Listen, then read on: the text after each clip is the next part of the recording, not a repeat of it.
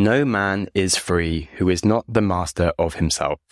Yes, today we are taking a journey back into the heart of Stoicism, when a man named Epictetus wrote those words. He was born into the chains of slavery, and in fact, he was beaten so forcefully that he became crippled for the rest of his life. But despite his setbacks and many injustices, he was able to discover the keys to mental freedom and happiness, and went on to become one of the greatest philosophers of his time, and perhaps all time. He said that we cannot choose our external circumstances, but we can only choose how to respond to them.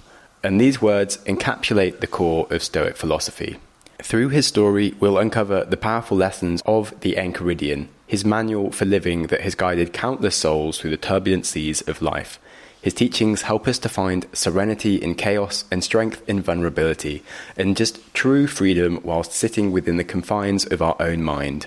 I think a testament to the power of his philosophy is that his ability to accept his situation calmly and resiliently allowed him to go from being a slave who was the property of a power-hungry master to becoming a free man and a celebrated philosopher. This was in a time when there was no such thing as social media to spread your message, and I think it was a truly incredible feat.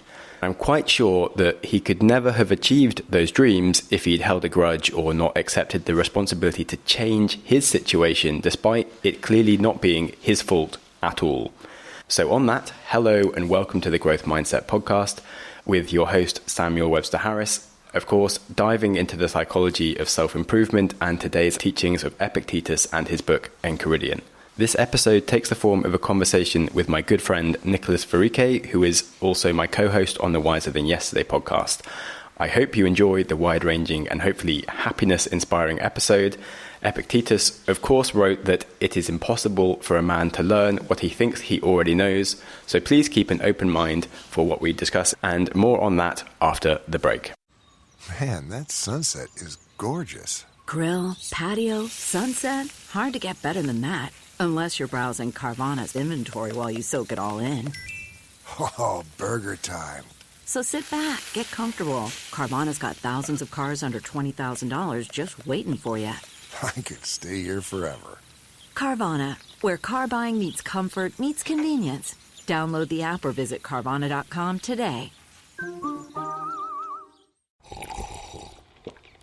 That's not just the sound of that first sip of Morning Joe. It's the sound of someone shopping for a car on Carvana from the comfort of home. That's a good blend. It's time to take it easy, like answering some easy questions to get pre-qualified for a car in minutes. Talk about starting the morning right. Just like customizing your terms so your car fits your budget. Visit Carvana.com or download the app to experience car shopping the way it should be. Convenient, comfortable. Most of all of his principles are gathered around one main concept, and that is the dichotomy of control. And so Epictetus says that some things are in our absolute control, like our thoughts, our decisions, our actions, our likes and dislikes. And other things are not in our control, like our body or what others think of us, our position in life, our properties, etc. And so we should actually only be bothered by things that we can control. And we should absolutely avoid being bothered by things that are outside of our control. So only things that are in our control could consider to be good or bad, and everything outside of our control is indifferent. So we shouldn't worry about them. And I think, this is a very important takeaway in daily life. People get so agitated when you're driving and someone does something stupid. You get so angry, but that anger really doesn't help yourself. It's not helpful at all. It's actually counterproductive to your happiness. Exactly. And so if you're trying to be the happiest person, which you usually are, you should focus more on like, okay, how can I still be happy right now, and rate how well you're doing based on those things, rather than like, oh, I'm having a shit day because if someone's done something. It's like, oh, I'm having a shit day because I actually got affected by someone, rather than that. That doesn't really matter. Yeah. And as an illustration of this, Epictetus was known to have a lame leg, which isn't helpful. He also was known to be a slave, which usually doesn't make you very happy in life. But still, he decided not to let that get to him because that was out of his control, and he would only focus on what was inside his control. You'd think that this kind of philosophy would be most popular with people who didn't have a lot. So with slaves who were just then able to say, okay, I'm a slave. I was basically born in a shitty life, but still I'm going to do my best not to let that affect us or affect me. But in the end, there were actually also emperors who followed this philosophy. So it found attraction with, well, everyone in every part of life. Well, yeah, if you've got the time to think about why you're being happy or not, probably helpful. You'd imagine being a more effective emperor if you were more controlled by yourself than your emotions, because you might like to be a bit of an idiot and annoy people and do wrong things. As in, when things are going well, I think it doesn't really matter so much where you get your happiness from and stuff, but when things go wrong, that's kind of where your test of character is. And to be an emperor, you kind of need to have a good character to deal with these things, you'd imagine. It's a good point, because I was trying to reflect on my reactions to very emotional moments in my life and how I dealt with them and how I could have dealt with them if I had had the Stoic mindset. But to be honest, I don't think I've yet had like a major emotional setback or something very bad happening to me. So I couldn't really think about how I reacted and how I should have reacted following the Stoic mindset. So it was quite difficult for me to really place myself in that position. There's still one of the good things about the Vipassana was sort of, you can kind of examine some of like the big things, but also just the core things of just like small things that like annoy you at an everyday level that you don't even notice annoy you because it's just so part ingrained of your mentality that it's just like you being you as a normal human. It's your right to kind of be a bit annoyed by this thing. And we have like the classic example of driving and stuff, where there's just so many random small things that make you you. And you can like read books like this and be like, oh yeah, I'm going to be more happy. But it can still just be like a little thing that someone might say, you will notice yourself being a bit annoyed by it. And then like when you start like thinking about it on a deeper level, like, wait, how could I not be annoyed by this like annoying thing, even though it's like, it's not that big? And you start like breaking all those things down and really working out like who the hell you are. And it takes some time. But like reading all this stuff does just help you think a bit more when you happen to be in the right frame of mind when something happens. Absolutely. Actually, you talked about Vipassana. I saw a lot of parallels with Buddhism. And in general, it reinforced my feeling that most philosophies and religions and ways of life in the end boil down to very similar things, where we as humans, we're designed to live in another world than we live in right now, since, we became sedentary, etc. And most of these ideas or ways of life try to help us and deal with that and be more happy or more content and more useful in general as a human being. That's quite interesting. What are some other takeaways you had from the book? It was mainly the control thing that was like the overriding big one of just like most examples felt like somehow led into that, like limiting your desires and aversions. So you're just focusing more on like what you have and being happy with what you've got rather than constantly wanting different things. Basically the same principle. No, but it's straight. Everything comes from that, right? And so one of the parallels he draws is with poker players, for example. Poker players, they get dealt a hand, and what they do is it doesn't really matter what their cards are. They just try and make the best of them. And that's how he looks at life. Like, okay, you get born in a certain situation. You have certain genetics. I mean, you might be athletic or you might not be athletic. You might be smart. You might not be smart. You might be attractive. You might not be attractive. It doesn't really matter in the end. You just need to work with what you have and make the best of it. And it's up to you how happy you are. It's up to you what you do with it. And it's up to you to reach your maximum potential as a human being. Yeah, definitely. And so it's like an overriding focus on like your own actions, sort of control what your perceptions are and where you get to in life. And then kind of as a whole sort of section about like, well, character is key in like the form of who you are and being virtuous, like the only thing that really matters, and doing what is right and not being concerned by like other people. What his theory also does is it gives an answer to us when we don't feel like doing something we don't want to do. Like every day we look up against doing something we don't really want, like cleaning the house, for example, or doing the dishes and whatever. And so I think he tries and give an answer to this by saying, look, your house needs to be cleaned. The universe needs it done, or the universe needs you to do it. And it's up to you how you look at the tasks at hand. And it's up to you how to handle those and how you feel while doing the tasks. Changing your mindset so that you feel that resisting a temptation is more satisfying than indulging it because of exactly. Just being like, oh, I want this, and then you get it.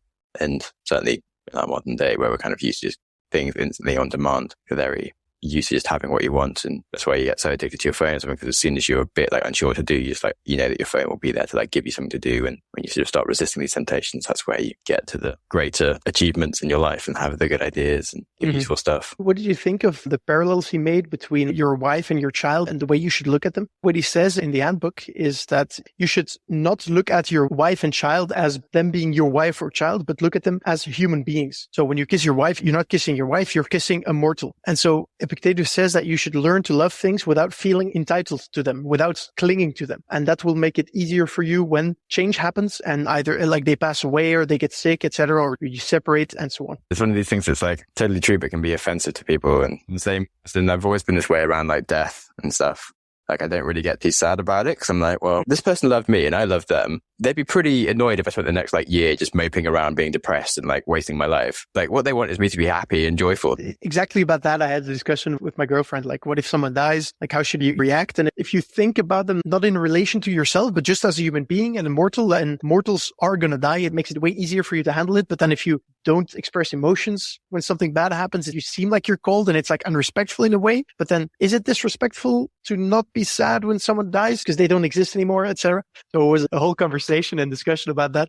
And what did you think about you saying like, oh, so when you die, like, I mean, I won't mind too much. I'll be fine. Exactly. But I mean, it was clear that I wasn't expressing the ideas well enough because in the book it's written way better. So I need to get it right in my head. I literally spoke about this with my therapist that I had for a while. When we first went into like death and stuff, she genuinely had like a moment like, oh shit, you're autistic. I'm like, no, I'm not. It's fine.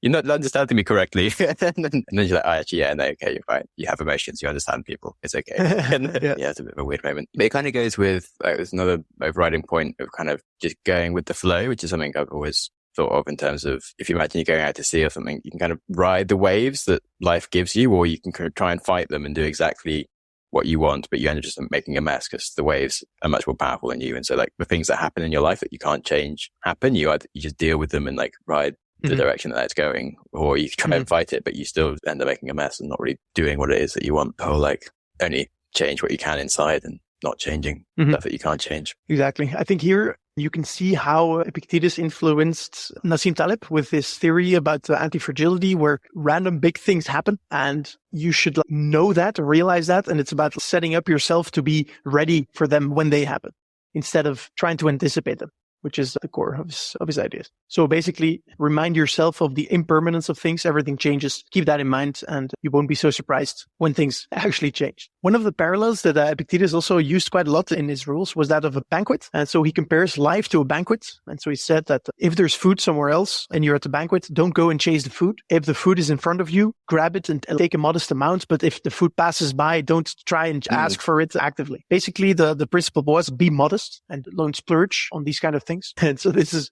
one of the things that I can definitely use in my own life. Yeah, I'm pretty bad at this when it comes to food. Exactly. Like as soon as like a new thing comes out, if you're like networking about it, I'm like, shit, I have to go eat the thing. Fuck you. Yes. But certainly, I think my sister's husband's very good at just making a decision instantly and just sticking with it. So like if he goes to a restaurant, if he's got like a long menu or something, he'll get to the first page. If he sees something he likes, he'll just close it and like he'll order the first thing that he liked. And you're like, but there's like 10 more pages. There might be something better. What are you doing? And I'm like, what? And it's incredible how we can just be like, yeah, I'm happy and just be happy. And you're like, I just can't do that. I just have to know. I'm going to feel sad because I'm like, there's 10 different things that I want. And like, I don't know which one's the best choice to make. And then like, I sort of spend the next 20 minutes panicking, like, do I want this one or do I want that one? I don't know. Maybe this one's better. Perhaps like there's going to be like a big amount of all these things in the salad that would be better, but it'd be really shit if they just give me a small salad, which often they do at a restaurant. This other thing would be nice, but like maybe it won't. And like, I don't know. And I'll have to wait the questions and then it won't help me at all. It made me think of the experiment that was done on the horse race bookmakers, where they were given the choice, like they can get 10 characteristics of horses and use that to predict the winner of the race. And they had certain percentage of accuracy. And then when they received 10 additional characteristics, their accuracy went down. And so more information is not always helpful. And in this case, it's like some weird practical. Yeah, same when if I go for like a buffet or something like he says, so you just end up with like a plate with like one spoon of every single different meal and you don't really have a meal as such. Whereas like if I was somewhere where they just gave me the one thing and it was really good and I'd just been outside all day and I was kind of hungry and like that was just what was served, like that was the one thing that evening, I'd probably be super happy. But my whole time running around the buffet trying to eat different things, it's sort of silly. And it's the same with life, then I could try doing like millions of different things, probably be happier with less. Indeed. I am very pleased to be sponsored by LinkedIn again this year. At the start of the new year, every small business owner is asking themselves the same question. What's the one move that I can make to take my business to the next level in 2024? Well, LinkedIn Jobs knows success all depends on the team you surround yourselves with. That's why LinkedIn Jobs has created the tools to help you find the right professionals for your team faster and for free. LinkedIn made hiring for my last businesses so much easier. I can only say good things about them. It isn't just another job board. LinkedIn has a vast network of more than 1 billion professionals, which makes it the best place to hire. And in fact, on LinkedIn, 86% of small businesses get a qualified candidate in the first 24 hours. Thankfully, with LinkedIn, the process is intuitive, quick, and easy, and of course, free. So post your job for free at linkedin.com/growth, GROWTH. That's linkedin.com/growth to post your job for free. Terms and conditions apply. One other surprising way of thinking I got from the book, where something happens, for example, someone in your life dies or you win the lottery, etc. You should think about how you would react if this happened to someone else. And that is actually the same way you should react when it happens to you. So let's say someone else's child dies. Of course, you feel some sadness, but in the end, the way you think about it is, okay, life is like this. So bad things happen. People get sick. They pass away. But if it happens to yourself, you immediately go into the self-pitying mode where, this is the worst thing that could happen to me. I'm so unlucky. This is horrible. And so Epictetus argues that you should try and think about your own life and everything that happens to you the same way you would look at it if it happened to someone else. Of course, it's easier said than done, but I guess it will help you whenever something really bad happens to you. It's a very good principle. And on the dual ways, and one for yourself to not be so caught up in your emotions. And secondly, to be a nicer human to others. Because they're often like when someone wins the lottery or something, you feel a bit jealous. You're like, oh, why did that happen to them and not me? But if you can be happy for them, that's great. And when someone dies and you kind of don't really give them the time of day and they're having like a shit day because they're like the worst things happen to them in the world, like it's nice if you could be a bit nicer to them. So these things are kind of useful. Have you heard like the parable of the Chinese farmer and like the horses? So there's like a Chinese farmer and one day his horse runs away. Everyone in his village is like, this is so terrible. We're so sorry for you. You've lost like your horse. It's like the most important thing. You need to like, pull your farm equipment and stuff. And he's like, it's okay. Maybe it's bad. Maybe it's good. And then the next day, the horse comes back with 3 other horses that it met in the wild and stuff. And then everyone's like, oh my God, it's so amazing. You've got like so many horses. You're going to have the best life the rest of your life. Everything's wonderful. And he's like, no, I guess it's okay, whatever. And then the next day, his son is trying to train these wild horses and he falls over and falls off and like breaks part of his back or something. And it's terrible. And everyone's like, this is the worst thing ever. Your life is, we're so sad for you. And he's like, well. And then the next day, because there's a great war going on in China, the officials come to recruit all the young, healthy men. And so all the young, healthy men go to basically get slaughtered in this war. And his son is still at home and is slowly recovering from his injury. And the point is like, you can't control what's going on in life.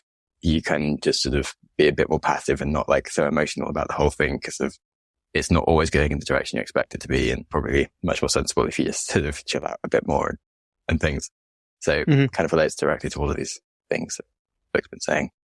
Very nice story. Yeah, I mean, all over the world, people were struggling with the same things and trying to find answers, like different ideas and different principles, but the core of it is always the same, or very similar. All right. Well, one final point I'd like to make was the one where how you respond to people insulting you. And so basically, Epictetus says that if you learn that someone speaks ill of you, respond with, yes, absolutely, I fully agree. And he doesn't even know half of it because he could have said way more. I love that bit. I found that super strong because if you think about it, like if someone tries to insult you and says something bad to you and you're like, man, you should know the reality. It's like even way worse than this. Then it shows like it immediately disarms the person trying to insult you because you're not insulted. And it shows that you don't care about what they think or how they speak of you. And it's something that I'm personally very bad at. Like I always get too emotionally attached to these kind of opinions. What other people think of me? And I think if you're able to really use this strategy, it's going to be very strong. Definitely would have been very helpful if I understood more as a child.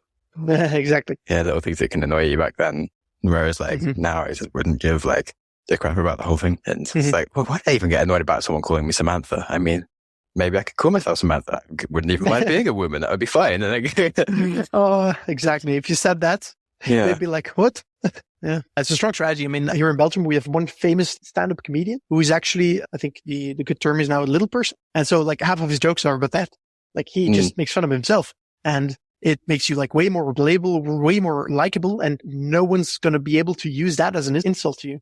So it's literally like being offended is literally the choice of the offended person because it says most about the person like saying the offense. For example, being racist says more about the person who is racist than it says about the victim of the racism. I actually had a discussion about this with my girlfriend. I had the impression that in this politically correct world and these days, whenever you say something, you have to think about what is the worst way what I'm saying, to be perceived, as opposed to when you hear something which is offensive, people are entitled to perceiving it in the worst way instead of thinking, okay, what is the best way this could be meant? Definitely. So annoying. Just really frustrating when people get offended. But it's so hard to explain to people this principle when they're in the process of getting offended and you're like, oh no, you're offending yourself. I didn't mean that at all. What are you doing? You're like, oh geez. Yeah. It does just make it worse if someone is prone to these things. And like the age-old maxim, sticks and stones can break your bones, but words will never hurt you kind of thing. It's like pretty much summarizes this book in many ways. And it's a good one to take on. I think people have their own opinions. They can be idiots or great, but why should that affect you so much? Exactly. So to conclude, there are a lot of things outside of your control. You just realize that they're outside of your control and focus on what is inside your control. Basically, your opinions, your actions, your likes and dislikes. And if you focus on that and make the best of it, you'll be happy and satisfied and a useful human being. Yeah. Let's go into, I think we discussed this last book where he speaks about his mother in the book before and how he was explaining like his dad was like maybe a more angry human than most men. And yet many men like beat their wives, but his mum was like more accepting of the situation beforehand and sort of didn't make problems for herself. I was just sort of thinking, what about like feminism and racism and things that should be changed and this stuff? Because they were just saying that people should accept words. It's like not the best in this situation. This book doesn't really motivate like activism. Yeah, it's definitely the anti-version, like the Rebecca Solnit book of like, hey, people might not listen and they're going to be idiots, but you should still like live the life of trying to change the world. This book is more about, okay, so many things are outside of your control. Maybe the way you could use this book in kind of that setting as a first step, learn to realize that like people are stupid and you don't have control over them. So as a first step, learn to be okay with that, to deal with these kind of things. And as a second step, you can then try and change other people or help them do the similar things, I guess. Definitely. You shouldn't get angry or be annoyed by anyone, but it's good to feel that anger and like use that as a force for change if it's going to help improve the world. Exactly. Well, one of the fun things of the book I found was that he was greatly influenced by Socrates. And so he made quite a lot of references to it. So at the end, those sort of last rule talks about Socrates. And so when he died, basically he died with a smile on his face because living wasn't in his control. But what was in his control was the way he reacted to his death, which was smiling. And so we as humans, whatever happens to us, we always have the choice of how to deal with it. We always have a choice. Yes. Even when it doesn't feel like we have a choice, we always have a choice. And this is actually one of the fundamental principles of learned helplessness and realizing that there is something we can do, and a fundamental concept in Stoicism. But anyway, this is the end of the episode. So thank you again for Nico on the helpful insights and making sure that I actually finished reading the book. These ancient philosophers didn't always write with the engaging tone of our modern heroes, but I do think it is very good to spend some time learning from the original sources. Epictetus wrote that men are disturbed not by things, but by the views which they take of them. And life is certainly a whirlwind of difficulties, priorities, and of course, mistakes and injustices. But at least, I think most of us that are listening aren't slaves with regular beatings. So if Epictetus was able to choose happiness, it is clearly within our capacity to see the brighter side of life. And if you are happening to feel unusually positive and happy, you might want to slam a comment or a 5-star rating onto Spotify, Apple Podcasts, or YouTube. Just saying, I mean, what's the worst that can happen? Probably nothing. Of course, myself, I shall be too busy being outrageously happy myself this week to care either way, but deep inside, do know that it will be appreciated and I will probably read every single comment that gets written, and that leaving a positive rating will serve to remind yourself how kind and awesome you are. So do this for yourself, not me. Anyway, regardless of your commenting and rating behavior, I do wish you untold happiness in this life and hope that this episode has given you a little nudge in the direction of finding happiness now in the simple present moments of life, and maybe helped stop you from putting happiness off behind some obscure future goals that will undoubtedly shift out of reach before you get there, just like my positive ratings targets. And with that, be kind to yourself and everyone else.